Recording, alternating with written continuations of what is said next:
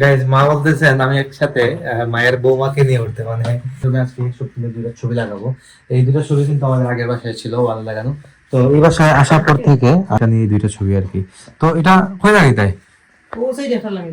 Guys মা বলতেছে hello everyone, welcome to my new blog. কেমন আছেন সবাই? আই হোপ সবাই ভালো আছেন, আমি ভালো আছি। তো আজকের ব্লগটা অনেক ইন্টারেস্টিং হতে চলছে, আপনারা অবশ্যই ভিডিওটি স্কিপ না করে ভিডিও শেষ অবধি সাথে থাকবেন। গাইস ঘুম থেকে উঠেই তো আজকে ব্রেকফাস্টে আমি কি নিচ্ছি, এটা হচ্ছে একটা ডেজার্ট আইটেম মাহালাবিয়া। তো এটা কিন্তু খেতে খুব মজাদার, ভালো লাগে খেতে। তো এটা আমি খাইতেছি, খুব মজা লাগে। যদিও গাইস ঘুম থেকে উঠে ডেজার্ট খাইতেছি, এটা কিন্তু একদমই হেলদি না, আনহেলদি, কিছু করার নাই। আই দেখে এখন বাবা ঠাকুরঘর থেকে বেরিয়েছেন। দাও তুমি এটা কি তার ধুতি নাকি দাও? হ্যাঁ আস্তে গায়ে থেকে পড়া গায়ে, এটা ধুতির মতোই সারা গায়ে বাবা পরে রাখেন, পরে ঠাকুর ঘরে যাও আর কি। তো এদিকে পূজা টুজা চলতেছে ঘরে, দেখুন মা পূজা দিচ্ছেন। পূজা বলতে কি গীতা পাঠ করতেছেন। গীতা পাঠ করেন।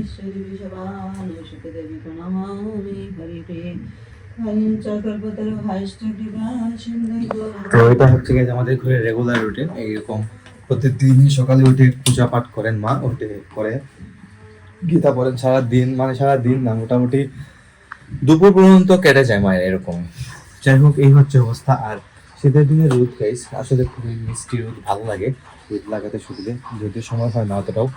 তো সময়ের কারণে রোদ লাগাতে পারি না। আর বুঝে নিত তাড়াহুড়োর মধ্যে থাকি, ঘুম থেকে উঠেই দৌড় দিতে হয় দোকানে। এরকম চলতেছে লাইফটা আসলে আমার। আর এগুলো ব্লগ আপলোড করতে পারছি না, অনেক ব্যস্ততার মধ্যে দিয়ে রাখছে এখন।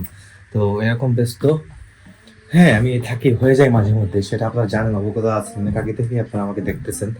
তো কিছু করার নেই গাইজ। তো সবকিছু ঠিক হয়ে যাবে আশা করছি কিছুদিনের মধ্যে।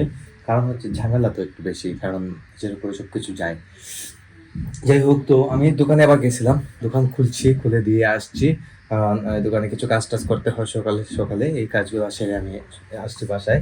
আর সকালে ব্রেকফাস্টও ইদানিং ভালো রকম হচ্ছে না, কারণ সকালে ওয়ার্কআউট হচ্ছে না, মানে ঘুম থেকে উঠতে পারছি না। মেইন কথা হচ্ছে এইটা, যদি ঘুম থেকে উঠতে পারতাম ঠিকই আবার সব কিছু ঠিকঠাক হতো। এই হচ্ছে বিষয়, মানে রেগুলারিটিটা আমার মেনটেন হচ্ছে না ইদানিং। যাই হোক, কিছু করার নেই, সব কিছু ঠিকঠাক হয়ে যাবে আশা করতেছি। তো মা আছে ঠাকুর থেকে বের হবেন, বের হয়ে যা করা করবেন আর কি। আমি যাবো নিচে, এখন ব্রেকফাস্টটা কমপ্লিট করবো, কমপ্লিট করে আরো কাজ আছে, সেগুলো সারতে হবে।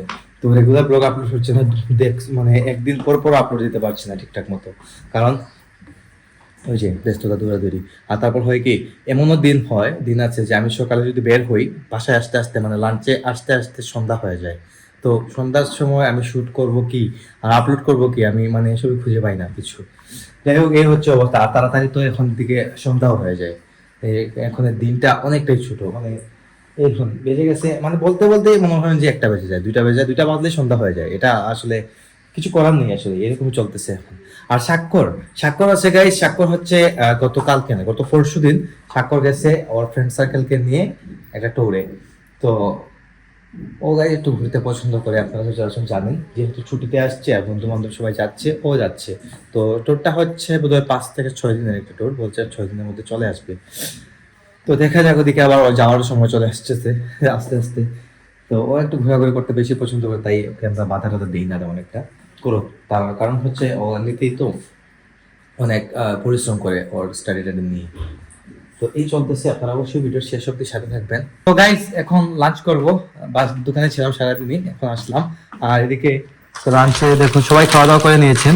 তো আমার জন্য এদিকে রাখা আছে, আজকে রান্না হয়েছে ছোট মাছ, তারপর এটা ভর্তা, কিছু একটা ভর্তা হয়, এটা হচ্ছে মনে হয় কলার মোচা ভর্তা। এটা কোনো একটা শাক সবজি। আর এটা হচ্ছে মাছ, এটা রুই মাছ টমেটো দিয়ে। তো ভালো হয়েছে, অনেকটা খিদা লাগছে, খাওয়া দাওয়া করবো। রিপন ভাই ইয়া কিতা ভাত লাইল গাইজ, আমার ভাত নিয়ে দিবে রিপন ভাই, দিয়ে দিন সবাই থেকে সবজি টবজি গুলো আছে। যাই হোক, খাওয়া দাওয়াটা সারি, কথা হচ্ছে। তো গাইজ এখন আমি আছি স্বপ্নিলের রুমে, আর স্বপ্নিলের রুমে আজকে স্বপ্নিলের 2টা ছবি লাগাবো। এই 2টা ছবি কিন্তু আমাদের আগের বাসায় ছিল ওয়াল লাগানো। তো এই বাসায় আসার পর থেকে আজ অনেকদিন হয়ে গেছে, এই ছবিগুলা কোথাও ফিট করা হয় না, এমনিতেই রাখা ছিল। তো কিছুদিন আগে স্বাক্ষরের একটা ছবি স্বাক্ষরের ওয়ালা লাগিয়েছিলাম আমি। তো এখন স্বপ্নিলের ছবিগুলো লাগাবো। তো স্বপ্নিলের 2টা ছবি একটা আগে থেকে রেডি ছিল, স্বপ্নিল যখন কানাডাতে গেছিল তার আগের ছবিগুলা। কলেজের ইয়ার প্রোগ্রাম আছিল, কলেজের একটা প্রোগ্রামে ওইটা এটা তোলা হয়েছিল আর কি। যাই হোক, এটাও হচ্ছে একটা প্রোগ্রামের ছবি। ও জানেন আপনারাও গিটার বাজায়, তো এটা খুব বেশি ভালোবাসি গিটার বাজানোটা, তাই এটা নিয়ে দুইটা ছবি আর কি। তো এটা কই লাগে তাই গাইজ, মা বলতেছেন এই জায়গাতে একটা লাগাতে আর ওই জায়গাতে একটা লাগাতে। হ্যাঁ, সুন্দর লাগবে, কিন্তু ছবির সাইজ অনুযায়ী এই দুইটা কিন্তু মাপ কিন্তু একদম সুন্দর হবে। তো আমি এখন এই দুইটা ছবি লাগাই দিই।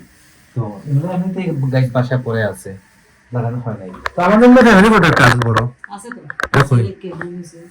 এটা তো লাগানো যায় কোনো কোনো লাগানো যায় নাই নাই তাই আমার ফ্যামিলি ফটো আছে অনেক বড় একটা, বাট লাগানোর মতো জায়গা এখন নাই। মানে মা বলতেছে জায়গা আছে, হয়তো কোথাও একটা আছে। তো দেখি, তো আমি এই ছবিটা লাগানোর পর দেখাবো আপনাদেরকে কেমন হয়েছে, আপনারা অবশ্যই দেখবেন। তাই দেখো, মানে এটা লাগাতে হলে একটু পরিশ্রম হবে, কারণ আমাকে একা ধরে লাগাতে হবে বা মাকে সাহায্য করতে হবে। টেপ দিয়ে লাগিয়ে দিব এটা। গাইস, এদিকে ছবি দুইটা লাগাই দিলাম ভাইয়ের রুমে, দেখুন। এই একটা আর একটা কেমন হয়েছে আপনারা অবশ্যই কমেন্ট করে জানাবেন। আর স্বপ্নিল তো অবশ্যই ভিডিও দেখবে, দেখে ভাই বলিস কেমন হয়েছে তোর রুমের দুইটা ছবি। হ্যাঁ, শেষ হয়ে গেছে, হয়েছে হ্যাঁ, মা বলতেছেন সুন্দর হয়েছে, মোটামুটি খারাপ হয়ে নাই, সুন্দর হয়েছে। আর আমার রুমে গাইস কিন্তু ছবি নাই, আমার লোক আছে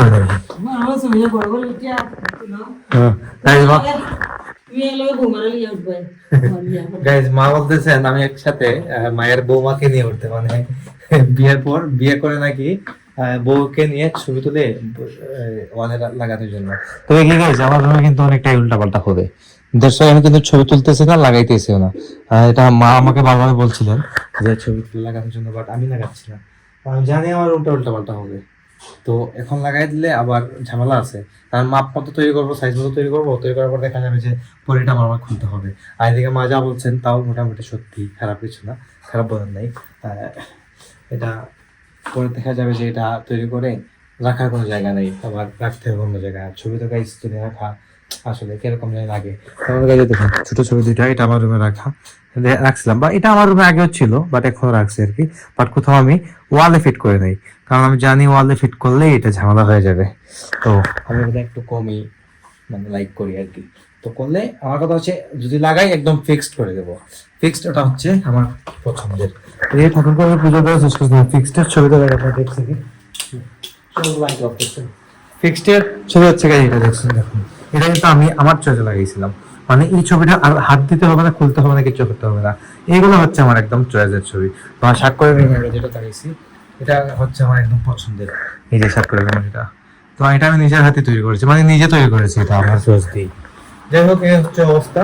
তো সন্ধ্যা হয়ে গেছে, ভিডিও এডিট করবো, এডিট করে আপলোডে দিয়ে দিব। সকাল 9টায় ব্লগ আসছে ইউটিউবে আর ফেসবুকে কিছুক্ষণ পরে আসতেছে।